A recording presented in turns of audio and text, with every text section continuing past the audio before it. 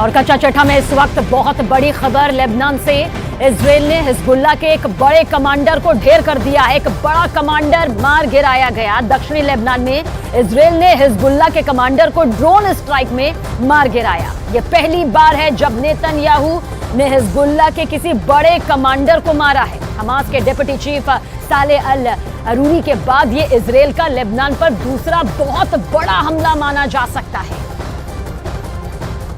देखिए, इजराइल ने गाजा में भी हमले और ज्यादा तेज कर दिए हैं। इजराइल गाजा में हर उस ठिकाने को अपना निशाना बना रहा है जहां हमास का कमांडर याह्या सिनवार छिपा हो सकता है। हालांकि ये कोई नहीं जानता कि सिनवार कहां मौजूद है, वो किस हाल में है, वो जिंदा भी है या फिर मर चुका है। लेकिन इजराइल के लिए अब सिनवार बहुत बड़ी पहेली बन चुका है यकीनन।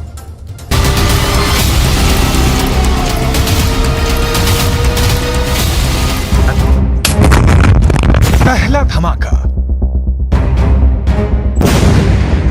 दूसरा धमाका, तीसरा धमाका, चौथा धमाका, पांचवा धमाका। इतने धमाकों के बाद भी क्या हमास का कमांडर और गाजा का बिन लादेन कहा जाने वाला याह्या सिनवार जिंदा है, या फिर इन धमाकों में इजराइल का कट्टर दुश्मन हमेशा के लिए जिंदा दफन हो गया है?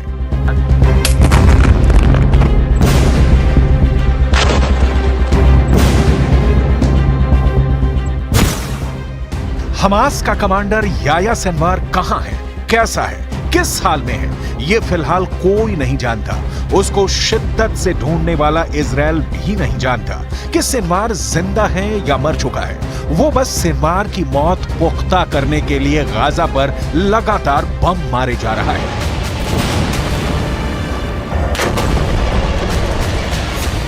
पूरी दुनिया जानती है कि सिनवार इस वक्त गाजा में ही है। अगर वो जिंदा है तो वो कहीं छुपा हुआ है। क्या वो बमबारी में तबाह हो चुकी किसी इमारत के खंडहर में छुपा है या किसी सुरंग में ठिकाना बनाया हुआ है? यही वजह है कि इजराइल हर दिन हमास के सुरंगों को निशाना बना रहा है। गाजा में चुन चुन कर हमास की सुरंग को बर्बाद कर रहा है। हर उस ठिकाने को निस्तो नाबूद कर रहा है जहां हमास का पूरा कैडर हो सकता है या फिर उसके लीडरों के छिपे होने का शक है।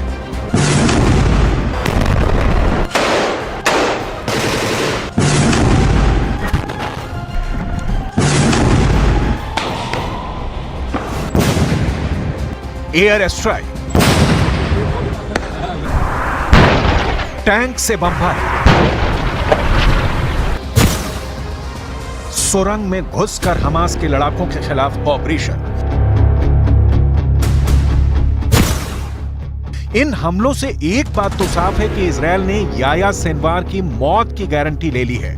उसके पास गाजा से निकलने के सारे रास्ते बंद हो चुके हैं। यह नेतन्याहू की कसम है कि सिनवार या तो मारा जाएगा या फिर सरेंडर करेगा, लेकिन गाजा से बचकर नहीं जा पाएगा। यह सेंट्रल गाजा की तस्वीर है। यहां इजराइल की सेना ने हमास की एक और सुरंग पर धावा बोल दिया है। करीब 100 मीटर लंबी इस सुरंग में हमास के लड़ाकों ने जंग का पूरा इंतजाम किया हुआ है। युद्ध लड़ने के लिए साजो सामान तैयार है। यहां से मोर्टार बरामद हुए, ग्रेनेड भी मिले। इजराइल की सेना पर अटैक करने के लिए आरपीजी रॉकेट का जखीरा भी मिला। साथ ही वो सामान मिला जिसके सहारे हमास के रॉकेट की रेंज बढ़ाई जा सके, वो लंबी दूरी तक इजराइल की सेना पर हमला कर सके।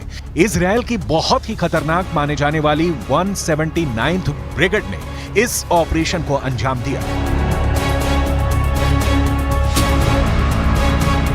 अब एक और वीडियो देखिए। इजराइल अपने दक्षिण की तरफ से हमास के ठिकानों पर हमले कर रहा है। एक के बाद एक टैंक से फायर किया जा रहा है। सेना की गाड़ियां हमास के ठिकानों और उसके एंटी टैंक दस्तों को तलाश कर रही हैं, क्योंकि इसी ने इजराइल की नाक में दम कर रखा है। देखा जाए तो इजराइल ने हमास के हर लीडर, फिर चाहे वो याह्या सिनवार हो, इस्माइल हानिया हो या खालिद मेशाल, सभी को हमेशा के लिए खत्म कर देना चाहता है। इसमें याह्या सिनवार जिंदा है या मर चुका है पक्का नहीं मालूम। हानिया और खालिद मेशाल भी खौफ में है, जबकि हमास के नंबर 2 सालेह अल अरूरी को इजराइल खत्म कर चुका है।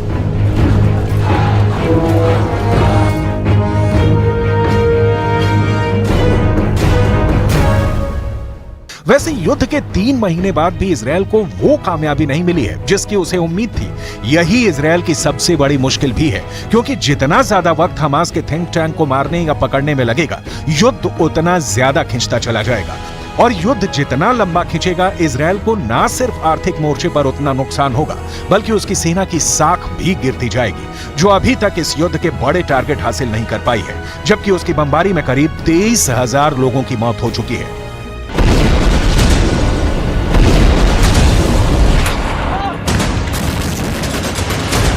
שלושה חודשים החמאס ביצע בנו טבח נורא. הממשלה בראשותי הנחתה את צה"ל לצאת למלחמה כדי לחסל את החמאס, להשיב את חטופינו ולהבטיח שעזה לא תהיה עוד איום על ישראל.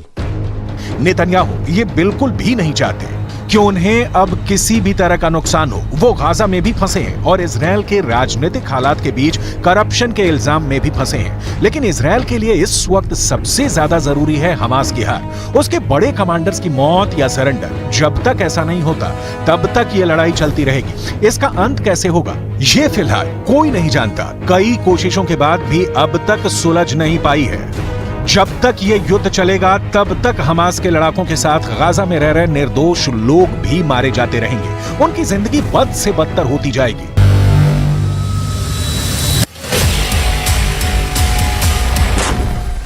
गाजा में एक बार फिर सीज फायर की कोशिश शुरू हो गई है।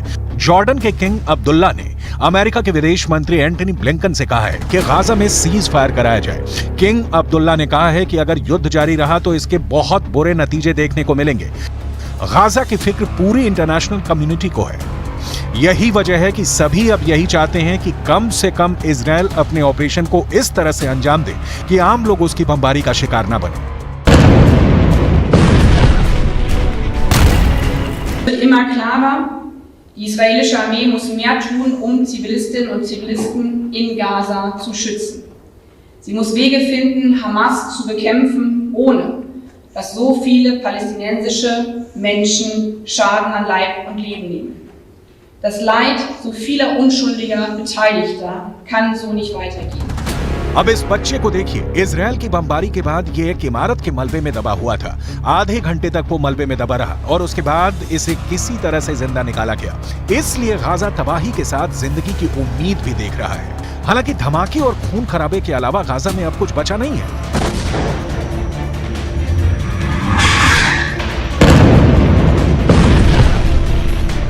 गाजा में इस वक्त जिंदगी मौत से भी बदतर हो गई है। एक बड़ी आबादी के पास अब रहने के लिए घर नहीं है। वो रेफ्यूजी कैंप में रहने को मजबूर है। यहाँ न खाने की सही व्यवस्था है और न ही पीने की। मेडिकल व्यवस्था तो पहले ही चरमराई हुई है। लोगों का कहना है कि इजरायल ने बाहर से आने वाली मदद को रोक दिया है। من التراب من الأتربة في المبنيات اللي بتنظف من ملوحة المياه تحلل المياه وفي مواد اللاندسكيل والصودا كل هذه ممنوعة من طرف إسرائيل. فإحنا بدناش المجتمع الدولي والأمم المتحدة نسمح بدخولها لأنه حتقل كفاءة المياه يعني خلال فترة قريبة جدا يعني. दुनिया गाजा से आ रही हर तस्वीर को देख रही है, लेकिन इजरायल को सिर्फ सिनवार चाहिए, जिंदा या मुर्दा। याया सिनवार का खौफ पूरे इजरायल में फैला हुआ है, क्योंकि हमास के कब्जे से रिहा हुए एक बंधक ने याया सिनवार को लेकर जो बात बताई है, वो नेतन्याहू के लिए बहुत बड़ा सिरदर्द बन चुकी है।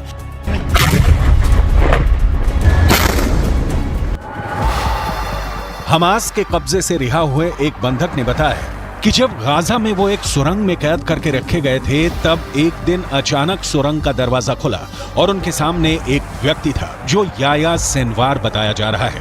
वो व्यक्ति इजरायल में बोली जाने वाली हिब्रू भाषा में बात करने लगा और उसने कहा कि तुम सब यहाँ हमास के कब्जे में महफूज हो। तुम लोगों को डरने की कोई जरूरत नहीं। तुम्हें कोई नुकसान नहीं होने दिया जाएगा। उसकी हिब्रू भाषा बोलने का लहजा बिल्कुल एक इजरायली व्यक्ति की तरह था। शुरू में उन्हें लगा कि इजरायल का कोई शख्स उनसे बात कर रहा है, लेकिन फिर एहसास हुआ कि यह हमास का कमांडर याया सिनवार ही है। המכונה הצה"לית עובדת במלוא העוצמה. יחיא סינואר מתחבא בבונקר שלו ונותן למפקדי השדה שלו, הטרוריסטים, למות בשטח. אצלנו המפקדים הולכים בראש הכוח, מובילים קדימה, מביאים להישגים ומנהיגים את הכוחות. याया सिनवार अब इजरायल के सिर पर चढ़ गया है। इसमें कोई शक नहीं कि गाजा की गलियों में जो युद्ध अब तक हुआ है उस पर याया सिनवार की छाप पड़ी हुई है। हमास का एक एक हमला याया सिनवार की सरपरस्ती में हो रहा है। ये बात इजरायल की फौज बहुत अच्छी तरह जानती है। नेतन्याहू ने गाजा पहुंचकर पहले ही बता दिया है कि चाहे सीज फायर रहेगा या फिर नहीं, इसका हमास को खत्म करने के उनके एजेंडे पर कोई फर्क नहीं पड़ेगा। वो पहले ही बता चुके हैं कि इजरायल पर हमला करने वालों को वो चुन चुन कर मारेंगे, हमास को जड़ से खत्म कर देंगे। यानी हमास का पक्का इलाज होगा, हमास को पूरी तरह खत्म कर दिया जाएगा। इसकी 100% वाली गारंटी नेतन्याहू बार बार दे रहे हैं। लेकिन इन सबके बीच सबसे बड़ा चैलेंज याया सिनवार बन चुका है। याया सिनवार जब तक जिंदा है, नेतन्याहू जीत का दावा नहीं कर सकते। नेतन्याहू को जब से पता चला है कि याया सिनवार सुरंगों में घूम रहा है और बंधकों से मुलाकात करके उनसे सीधे बात कर रहा है, तब से नेतन्याहू की बेचैनी बढ़ गई है। इसका मतलब साफ है कि याया सिनवार जिंदा है। याया सिनवार युद्ध को कंट्रोल कर रहा है। याया सिनवार बता रहा है कि इजरायल का एक एक बंधक उसके रहमो करम पर जिंदा है।